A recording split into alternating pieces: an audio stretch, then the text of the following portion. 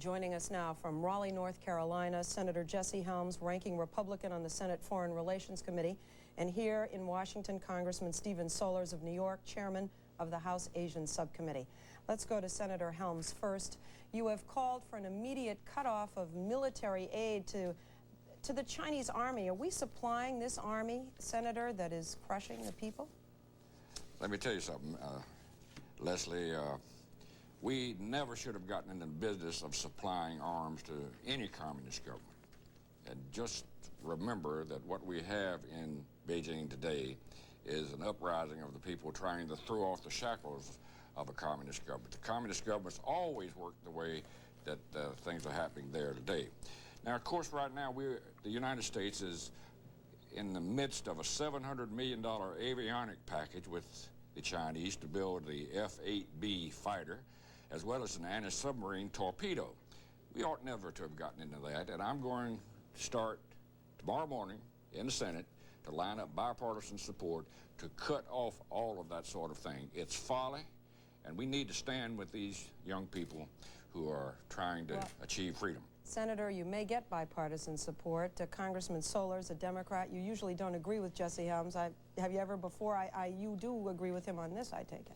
I think it would be politically unacceptable and morally unthinkable, Leslie, for us to continue selling arms to a country which is engaged in the wanton slaughter of its own people.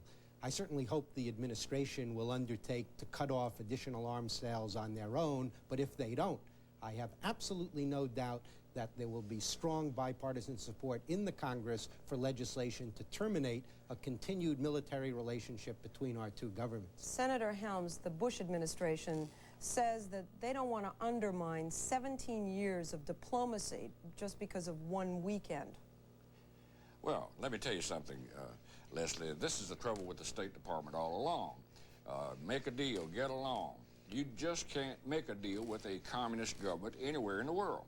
Every time we've tried it, we've been taken to the cleaners. So is freedom. Is that your motivation, Congressman? Is it a communist government, or is it the specific massacre that we're dealing with here? I think we have to be faithful to our own values as a nation, Leslie, and I simply do not see how we can continue to conduct business as usual with a government which is using machine guns to massacre their own people. Okay. Amen. Are there other options, other actions you're going to be proposing, Senator Helms?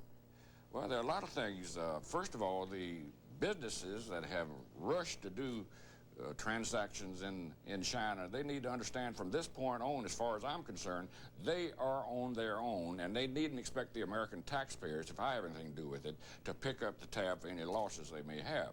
You know, just for openers, things like that. And the military over there in China needs to understand that there will be a harsh reaction if this continues.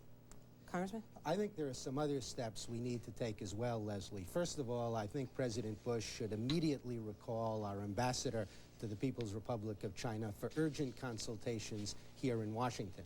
And I would hope that out of that review would emerge a decision not only to terminate all arms sales, but to suspend high-technology transfers as well. And finally, and perhaps most importantly, I think we need to announce a change in our immigration regulations which will make it possible for the thousands of Chinese students now studying in the United States whose visas may be expiring to remain here rather than be forced to go back to China until we're confident that they won't be penalized or punished once they return. I detect a slight difference in motivation, Senator Helms, between what you want to do and what I think President Bush and Congressman Sollers wants to do. I think they want to encourage the Chinese government to stop what they're doing and go back to the way they were, which is to be a government that shows restraint. I think you're saying you can never trust a communist regime. We just should cut off all ties.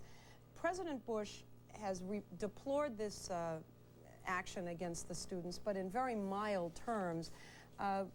Don't you think, though, that what he's trying to do is the policy we should pursue, which is encourage them to go back the way they were? I don't know what he intends to pursue. What I think we ought to do is recognize that this kind of thing happens every time you let a communist government, whether it be Ethiopia or the Soviet Union or Cambodia or Poland, whatever. This thing has happened. Hungary. You might delay a recurrence of this, but we've got to understand that there's a division in this world, communism and freedom. And to the extent we try to compromise with communism, we lose, freedom loses. Congressman, is there any chance that we can affect a change in China by the actions, by the stepped-up reprisals? Sanctions usually don't work, but is that your motivation here? I think our ability to influence the course of events in China is very limited, Leslie, but there is much more at stake. It seems to me that what is involved here, among other things, is our capacity to credibly maintain our leadership of the movement for democracy and human rights around the world. And if we appear to be indifferent or insensitive to the human rights of 1/5 of the human race, then I think it will be very difficult for us to plausibly contend that we are in favor of democracy and human rights all over the world.